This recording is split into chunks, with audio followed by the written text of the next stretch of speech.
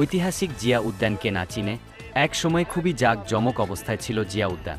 হঠাৎ করে বিগত 16টি বছর এই জিয়া উদ্যানে কেউ মন খুলে হাসতে পারেনি, কথা বলতে পারেনি।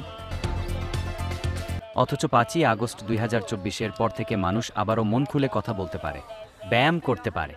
সবকিছুই যেন আগের মতো জাঁকজমক হয়ে উঠছে। আজ আমরা দেখতে পেলাম মোহাম্মদ ওয়ারেস আলীর নেতৃত্বে শতায়ু নামে একটি ব্যায়ামের সংগঠন জিয়া উদ্যানে ব্যায়াম করছে।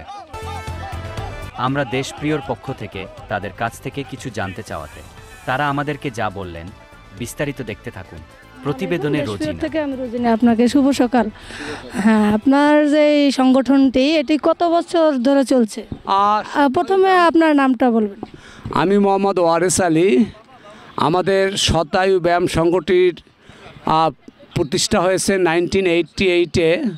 এটার প্রতিষ্ঠাতা MI ফকির আঙ্কেল, উনি গত 2 বছর আগে মৃত্যুবরণ করেছেন। আমরা শতায়ু একটি আদর্শিক ব্যায়াম। এই ব্যায়ামে আমরা স্লোগান, নিয়মিত ব্যায়াম করি, পরিমিত আহার করি, সুস্থ থাকি, সুস্বাস্থ্যের পূর্বশর্ত প্রাত্যহিক ব্যায়াম। আমরা প্রত্যহ এখানে এসে আমাদের শারীরিক কসরত করি শারীরিক সুস্থতার জন্য।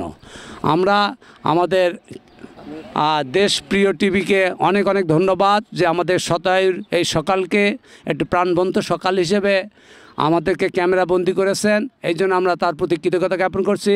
এ পর্যায়ে সবিনয়ে অনুরোধ জানাচ্ছি আমাদের শতায়ুর সম্মানিত স্পিকার মহোদয় জনাব রফিকুল ইসলাম স্যারকে, আমাদের এক্স সচিব জনাব রফিকুল স্যারকে, শতায়ুর সম্মানিত স্পিকার, তাকে বিনীতভাবে অনুরোধ জানাচ্ছি তার বক্তব্য পেশের জন্য।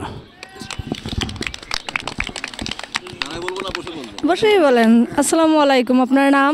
আমার নাম রফিকুল ইসলাম সরকার। আমি এই 73 একর জমির উপরে সবুজ সুন্দর মনোরম পরিবেশে আমরা ব্যায়াম করি প্রতিদিন সকালে।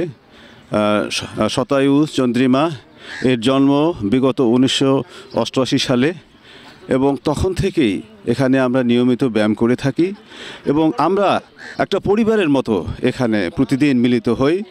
আমাদের ভাই বোন আত্মীয় স্বজন কারোর সঙ্গেই আমাদের প্রতিদিন দেখা হয় না, কিন্তু এখানে যারা আমরা শতায়ুর সদস্য তারা প্রতিদিন আমরা আমাদের আত্মীয় স্বজনের চেয়েও বেশি, ভাই বোনের চেয়েও বেশি এরকম একটা নিবিড় সম্পর্কে আমরা জড়িত হয়ে এখানে আছি।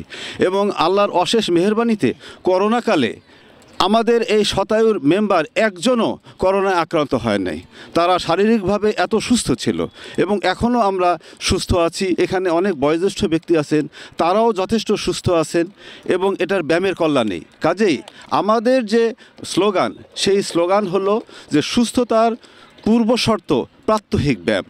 আমরা এটা মনে প্রাণে বিশ্বাস করি এবং সেভাবেই আমরা অনুসরণ করে যাচ্ছি এবং প্রতিদিন শারীরিক কসরত করে যাচ্ছি। আপনাকে ধন্যবাদ, দেশ টিভিকে ধন্যবাদ।